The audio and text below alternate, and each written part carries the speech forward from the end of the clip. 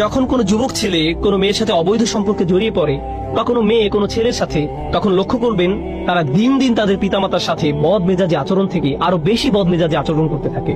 তাহলে দেখা যাচ্ছে এই সম্পর্কটি তাদের জীবনের অন্যদিকে কদর্যতা নিয়ে এসেছে। আপনি বুঝতেও পারবেন না তার এরকম পরিবর্তনের কারণ কি। এটাই হলো সাওয়া বা কদর্যতা। প্রসঙ্গত কুৎসিতের আরবি হলো কবাহা, এটা কাবিহ, এটা কুৎসিত। তাহলে সাওয়া অর্থ কি? আরবিতে সাওয়া মানে লাশ। লাশ দেখা মানুষের দৃষ্টিতে খুবই অস্বস্তিকর এবং কদর্য।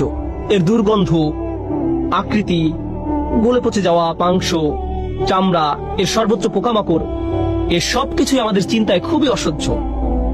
এই চিত্রটি আল্লাহ আযজা ওয়া জাল্লা তুলে ধরেছেন।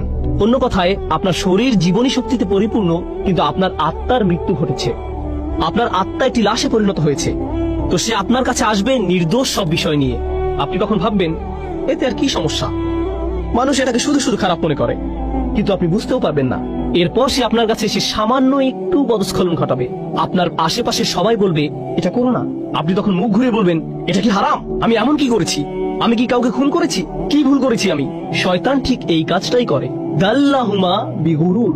সে আমাদের পিতামাতার সাথেও সব ধরনের প্রতারণার মাধ্যমে এই পদ্ধতি অবলম্বন করেছিল। ব্যাপারটা ইন্টারেস্টিং যে আরবিতে গুরুর মানে প্রতারণা, আবার এর দ্বারা অহংকার বোঝায়। সে মানুষের অহমিকা জাগিয়ে দেয়। মানুষ যখন ছোটখাটো ভুল করে আর কেউ সে ভুল ধরিয়ে দিলে বা স্মরণ করিয়ে দিলে, এটা স্বামী হোক বা স্ত্রী হোক, বাবা হোক বা মা হোক, কেউ ভুল ধরিয়ে দিলে সাথে সাথে সে মাগরুর হয়ে ওঠে, সাথে সাথে রাগান্বিত হয়ে ওঠে। না, কি বলছো তুমি? তুমি কে আমার ভুল ধরার?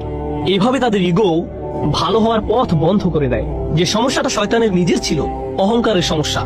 যাই হোক, যখন মানব জাতি হারামের পথ অবলম্বন করে, হোক সেটা হারাম খাদ্য, হারাম উপার্জন, হারাম আচরণ, যখন আমরা সিদ্ধান্ত গ্রহণ করি যে আমরা আল্লাহর বিধান অমান্য করব, যখন আল্লাহ বলেন অমুক কাজ থেকে দূরে থাকো, কিন্তু আপনি তার থেকে দূরে থাকেন না, তখন ধীরে ধীরে কিন্তু নিশ্চিত রূপে আপনি আপনার লজ্জাশীলতা হারিয়ে ফেলবেন। আপনি আপনার হায়া শরম হারিয়ে ফেলবেন।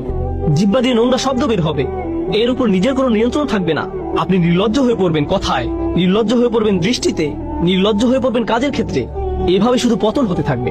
আর এই সবকিছু শুরু হয়েছিল আপাত দৃষ্টিতে এর সাথে সম্পর্কহীন একটি ব্যাপার থেকে, আদম হওয়ার ক্ষেত্রে একটি গাছের ফল খাওয়া থেকে। আর আমাদের ক্ষেত্রে যখন কোনো ব্যাপারে আমরা আল্লাহকে অমান্য করব, তার নিষিদ্ধকৃত বস্তুর নিকটে যাব, আমাদেরকে দেয়া আল্লাহর শ্রেষ্ঠ উপহার, আমাদের হায়া, আমাদের লজ্জা, আমাদের শালীনতা, আমাদের সংকোচের চেতনা চুরমার হয়ে যাবে। আমরা এর অযোগ্য হয়ে পড়ব। কিন্তু যদি শয়তানকে আপনার অন্তরে প্রবেশ করতে দেন, যে জিনিসগুলো কুৎসিত মনে হওয়ার কথা ছিল তাই আপনার কাছে সুন্দর মনে হওয়া শুরু করবে। এরপর সমাজের অবস্থা এমন পর্যায়ে এসে উপনীত হয়, আপনি যত কম জামা কাপড় পরবেন, আপনার জামা কাপড় যত খোলামেলা হবে,